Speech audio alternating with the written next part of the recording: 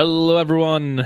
Welcome to the Packer Universe podcast, aka the Pup List. We're a Green Bay Packers fan podcast that likes to bring you topical and relevant Packers news, but most of the time we give you our, most humble, subjective opinions. This is episode 329. We're recording this live on a Wednesday, October 8th, 2025. The Packers return from their bye week to take on the Cincinnati Bengals at home in Week 6. I'm your host, Tay, and I'm back with my co-host, as always. Ren, what up, Tay? How you looking, Tay? You look like you're feeling a little blue, and I'm feeling a little sick, like something coming on. Like I hope the Bengals feel about 3:30 Sunday afternoon a little sick. Yes. No, I'm doing good.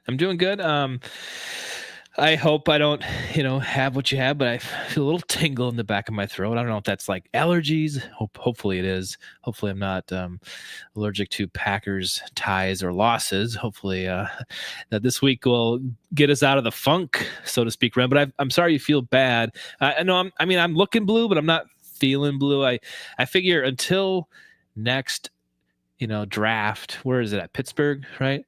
I gotta sport this stuff, man. We had the draft here. I gotta sport the gear, represent Green Bay until they pass the torch. So that's what I'm doing. This is kind of like an NFL draft flame torch. They pass on the next city, and it's their turn. We pass it off the day. It's like up to the Thursday night. Some guys, right. Some former Packers running into Pittsburgh.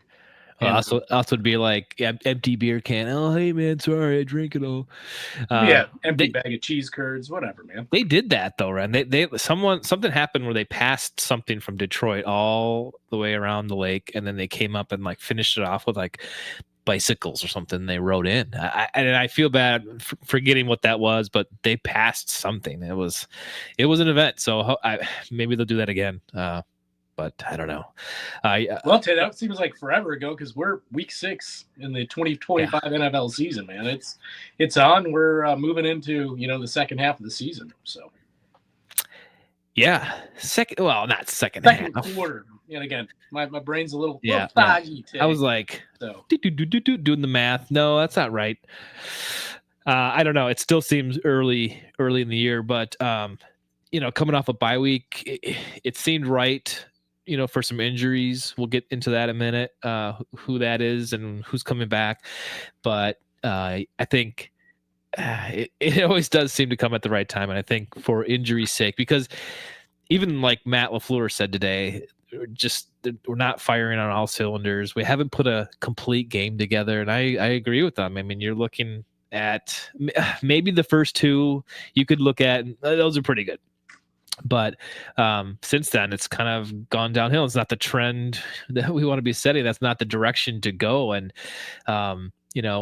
Cleveland game in the last 4 minutes, we crap the bed and then go toe-to-toe with the Cowboys only to tie. So, things aren't feeling great right now for the Packers. So I agree with him. I think we need to put together a nice game for ourselves and get the dub for good reasons and not just pull this one out by the skin of our teeth or the metal of our face masks. But I don't know. I'm looking forward to this game for that reason. Like, let's see these Packers like bounce back. They had some rest. Let's go into this Week 6 like we did Week 1 and 2. Let's see what happens. I mean, and you could point to the injuries, right? Like you could say that was the reason why things are happening, but we know a little better than that, Ren, that maybe the play calling, the coaching isn't quite there yet in stride. You're even looking at some of the performances are wishy-washy. We thought that defense was stellar, a little bit lacking last game. So I don't know. We'll see. And those dreaded special teams. Let us not forget my ire of the Rich Bisaccia led Green Bay Packer defense. Yeah, and like we kind of like I knew it was going to happen or not going to happen. Nothing happened with coaching changes or anything happened like that. No, try it out. So whatever, right? But I guess there's not much to say because we kind of covered it talking about the Cowboys and stuff, but we can kind of just move into talking about what happened just this last week since we recorded. And one of the big things was Sunday when I think it was Sunday when the NFL announced that the Browns traded Joe Flacco to the Bengals. It was I think yesterday or today. Yeah. I swear it was like Sunday or Monday. Wednesday. It's a Thursday. It's a Saturday. I don't know what day it is. My brain's all fuzzy. But yeah, I mean, I think it was yesterday today. Okay. Yep. Tuesday. We're talking about Tuesday. No, Tuesday. So the Browns traded the 40-year-old Joe Flacco to the Bengals. Just within the last couple of days ahead of the Packer game. Coincidence? Maybe, but Flacco started 4 games for the Browns, losing the last 3 and only winning 1. Or losing 3 of the games, winning 1, and that was obviously against the Packers. And then he was benched last week in favor of their rookie, Dylan Gabriel. So he wasn't really doing that great for the Browns anyway. And then the Bengals, who lost the last 3 games with their backup Jake Browning, who took over for Joe Burrow in week 2. They've lost 3, so they needed to do something. And I guess this is the something that they chose to do. I don't know what the draft pick is, Ren. Maybe you got that off the top of your head, but I don't. They traded Joe Flacco for a draft pick, and he's coming in again. And I guess the only thing, when you look at Flacco this year, it's not great. And that's probably one of the reasons why they're like, well, let's just go with our rookie, and then let's trade him away. The only thing going for him is he's played the Packers once this year. And maybe that's something for him to say, okay, I've seen these guys this year. And when I did, that was only a couple weeks ago. They weren't that great. So maybe that is kind of what's going on. The Packer defense was, and he mentioned as much, after the Browns won that game. I remember, again, the Browns hadn't scored a single point, Tay, for 56 minutes and 22 seconds in that Packer game.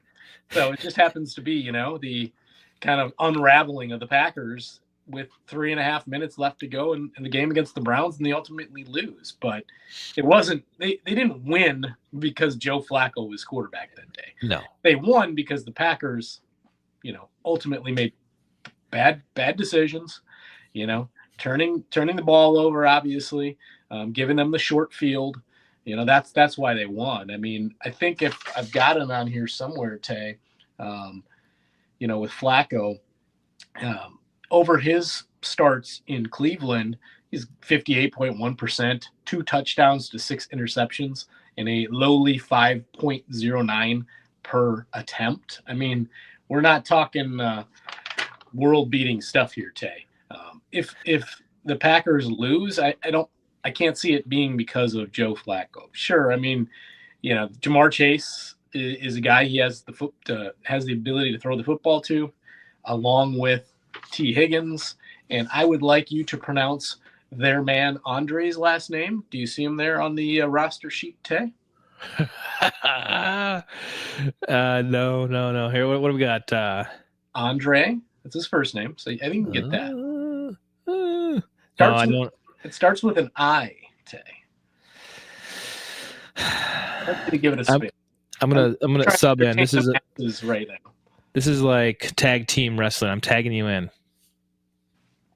You got to give it a go, man. I don't have it up. That's what she said.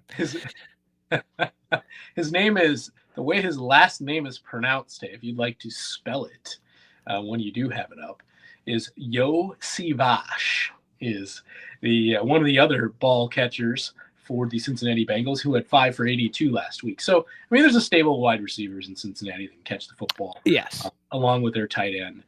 Their running game, Tay, last week, 5.3 yards per rush, but only 85 total, with Browning at the time being the starter, leading the way with 31 yards. So they've got no one in the running game that stands out.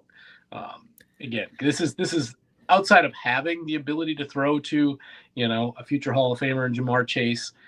there's not a heck of a lot that Flacco is going to have the opportunity to do in the football game. It's just not going to happen. No, I mean, you got T. Higgins there, who's also good. They kind of lock both those in, Jamar Chase and T. Higgins.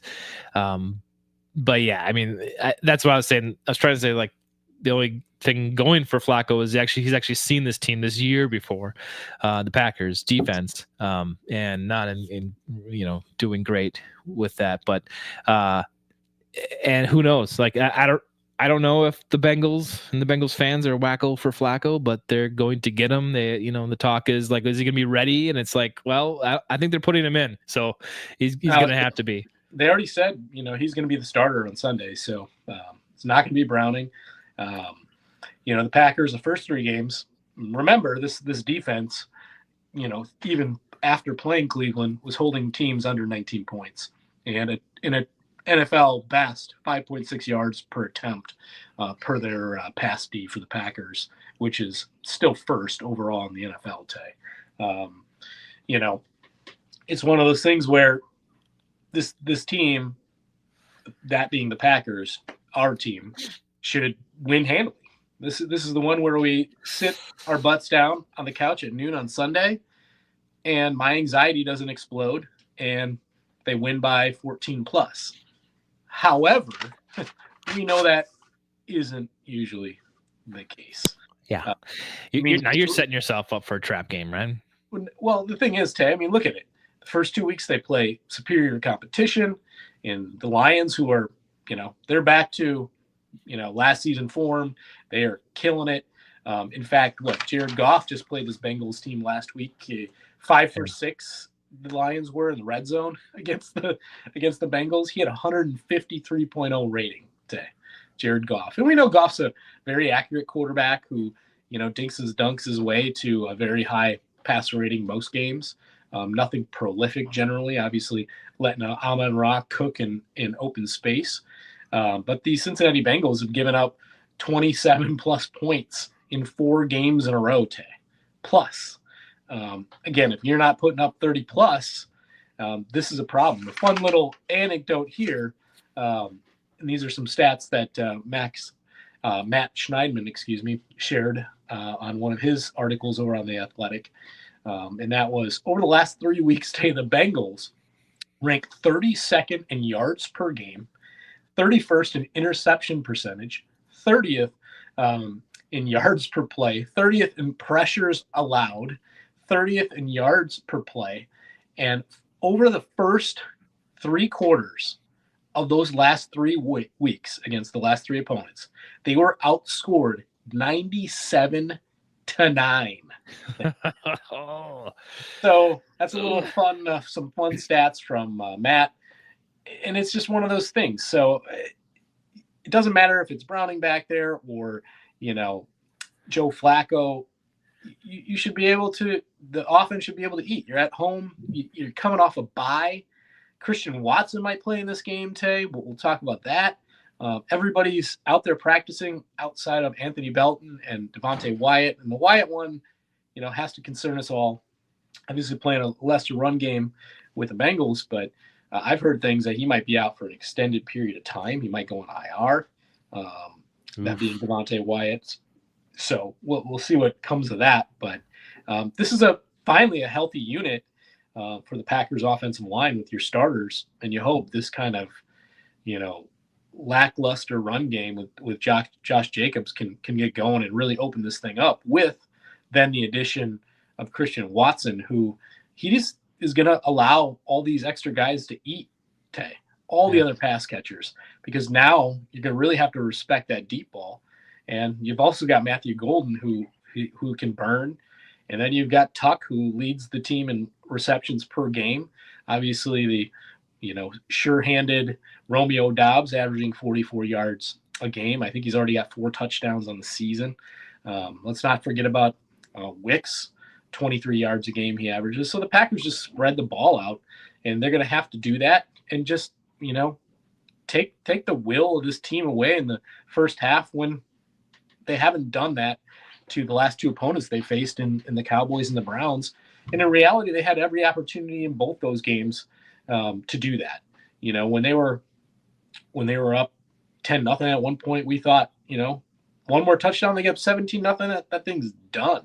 Mm-hmm. And the Cowboy game, unfortunately, the Packer pass D playing a lot of zone, it just didn't look good. So hopefully Hafley's reassessed what he's going to do moving forward with that part of the defense. And obviously we know Micah had a bunch of pressures and was just a hair off in Dallas. You hope that starts to come back, because that Bengal line, there's not a lot there, Tay. I want to say it's Orlando Brown is one of their main guys, and he's just been awful on the line. I know he's a team leader, but this Cincinnati line is so bad, Tay. Joe Flacco can't move. I mean, the Packer, edge rushers should just be licking their chops. Micah's had a week off to think about it, sit with that tie in Dallas and ready to just go get after it. Again, if this team doesn't win by 2 touchdowns or more, I'm going to be disappointed, frankly.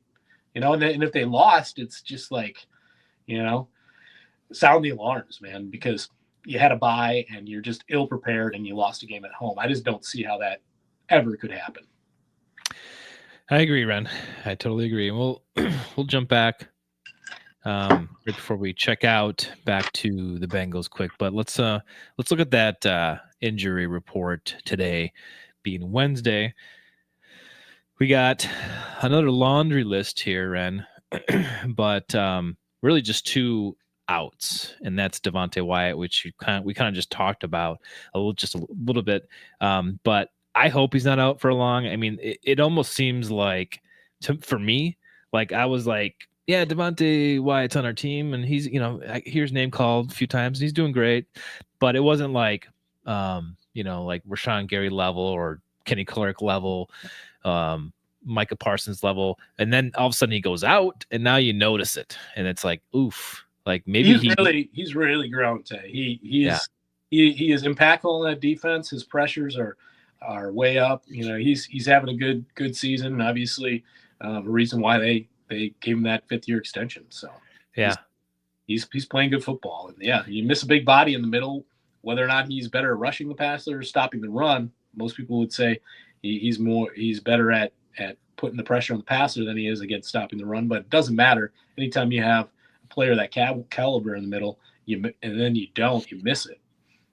One of the highlights, I guess, this week was week 5 bye week, which the people that were put on IR, like Christian Watson and Jacob Monk, they've got their 3-week practice window open. They're on the PUP list and they can return. They have a 3-week window where they can practice and not be on the roster. Their roster is currently at 51, I believe. And so they have the spots for them. They haven't done anything yet. But Christian's out there playing today with limited, and Jordan Morgan was full participation. So those guys, it all looks like they will play. Christian Watson, like you said before, should be a great addition to this wide receiver core and the offense to kind of spread them out a little bit, help them out. And you just kind of want it for him because he's really battled and gotten back a lot quicker than most people from an ACL injury. I think, what were we talking about off mic? 280 something. Yeah, I think the day he started practicing was yesterday or the day prior. It was 274 days. Wow, dang. And then I think it was today or yesterday. He started out in shorts and now he's in full pads. And paraphrasing, he said, when asked, how do you feel? And he's like, out there, I pretty much feel like I'm 100%. So, I mean, if he's telling you that he's out there running in full pads and he's ready to go, I don't see why you'd wait another week. What's the point? If he's healthy, you go play him. Yeah. No sense in be like, well, wait 1 extra week. That to me would be foolish. And players, you play them, Tay. If you were strategizing and looking at this game as a potential, we should beat this team, maybe you put them on a pitch count, but I just don't think so. Go out there and see what you got. And and ease him back in. Obviously, he maybe has been taking a little bit to get back in the swing of things, but he's at practice this week. Let's play him Sunday afternoon. Jordan Morgan, we still have Anthony Belton. Did not participate, but Jordan, let's see what he's got, improve himself a little bit, get him back in the mix. And I'll just jump right to Zach Tom, limited participation. Matt LaFleur was asked if he's coming back, and it's like, I don't know, maybe we'll see kind of thing. So it's expected, but I just don't know. I don't know what's going to happen, but he is a centerpiece to this offensive line, and without him, you're going to see the offensive line struggle a little bit more as they have been. Looking back at the list here, you got obviously Jordan Love, Tucker Kraft, full participation, nothing to worry there. Limited, Nate Hobbs with his knee, Kingsley Enigbare, ankle, Jacob Monk, hamstring, Brandon McManus, his quadricep, Rashid Walker, his quad also, Savion Williams, groin, and then we talked about Christian Aaron Banks with his groin. So you can see most of these people are going to be coming back. Tom is a question mark to me. I don't know. It doesn't sound likely, like 100%. But as soon as they can get all those guys back, the better this offense is going to be. And if it's this week that he doesn't come back, I'm still okay with that. The Bengals are a weaker opponent. Maybe you can get by again and get some other reps with other people to try to push through to get that line back fully healthy again. But the injury report looks long, Ren, but the two standouts are Devontae Wyatt and I think Christian Watson coming back from his ACL injury. Yeah, one name I pointed out on the X machine, Tay, that is omitted from this list, and I'd like to know, and nothing really happening out there that's not had his window opened, is Marshawn Lloyd. So disappointing not to hear much on that this week, and obviously we're still, I don't know, another week away from him opening his, or another. We'll find out. So. It just sucks. He might be the legend that never played, Yeah. Like we've talked about before, the beat talks about this guy, this untapped, massive potential that could add just an awesome running back wrinkle to the room, and we may never see it seems. I know. It's unfortunate if we don't, but this has got to be the year, right? Got to be the year. I'm hoping so.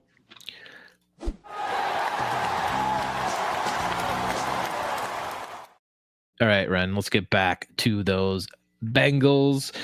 We did a lot of talk already. I don't know if you have any more anecdotes or stats or things to talk about with the Bengals, but we can get right to our predictions if you want. We can do that. If you'd like to throw your number out there, I'd love to hear it, and you could tell us the line. The line, I don't even know. Do you know? I don't. I'll look it up while I talk about the Bengals. I mean, this should be an easy game, Ren. I'm with you. I just, you talk about getting, over yourself a little bit to try to play a weaker opponent and not lose it. They've got to come back. This is a must win at home. Coming out of your bye week, it's got to happen. Like you said, if they lose for some reason, there are big issues to be talked about. They should handle the Bengals pretty easily. I'm thinking, I don't know, that's 34-17. Bengals, even with their rookie quarterback starting, they were doing a lot of garbage time, a lot of garbage touchdowns, but that might happen against the Pack. We know we're classic for that, just to do that. We've got, looks like 14, Ren. 14. That's like a college point spread. Oh, the Packers, yeah. 14. Well, I just said they got to win by 2 touchdowns or more. I'm going to be disappointed. So, I mean, it's not outlandish. Personally, I see it something like 38-20 Packers, Tay.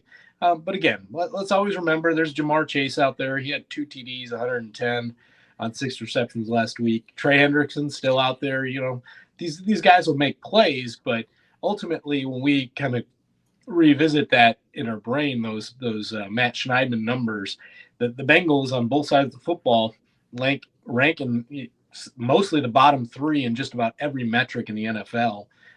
So you just got to go out, and instead of how they played down to the Cowboys and the Browns, you got to come off that bye ready to, I'm sure you would hope, and that's what you want to see on your football team, that they're energized with the week off and that they're ready to go show everybody, no, we're not frauds. We deserve to be talked about again, to be one of the better teams in the NFC, and we're just going to kick the crap out of them. That's what you need to see. Amen. I agree with that 100%, Ren. They've got to come out and do this. Man, it's a pretty short episode today. Coming out of the bye week, there's not a whole lot to talk about, but the Packers have to prove themselves, I think, a little more here in this game. A very, very absolutely winnable game against the Bengals at 3:25 in Lambeau. So, Ren went dark on me. I'm not sure. Oh, there he goes. He's back. He's back just in time to take us out. If you're on stream, somehow if you're on StreamYard today, apparently a phone call comes in, and then it turns the mic off, and everything just goes out. Like, who is it? Who was it? It was my brother. Yeah. Oh, nice. If he wants to come on the show, I mean, we can get him on. He's a Charger fan anyway. They just took a beating at home last week to a team that is good in the Commanders that the Packers played up to and handled. Again, that's what we're looking for. Handle all the teams, because ultimately, Tay, this team has a nice stretch in front of them. They can really start stacking some wins when you look at what comes after the Bengals in the Cardinals. Out there in the desert, they just got beat by the Titans. Ugh, and then you go play the old man. I know he'll want to get some revenge out in Pittsburgh, but Aaron Rodgers, and I think after that you have Carolina before finally you get the Eagles Monday night. So you just like to see them start stacking some convincing wins against teams they should beat convincingly, and reestablish themselves as a true contender. Right on, Ren. Well, thanks for joining me tonight. Go check out our website, PackerUniverse.com. Send us an email, info@PackerUniverse.com, and go follow us on socials. We are around, but we'll be back on Sunday afternoon, early evening for our first takeaway right after the game. Yeah, I'd say until episode 300 and what? 30? 29. On the pup list.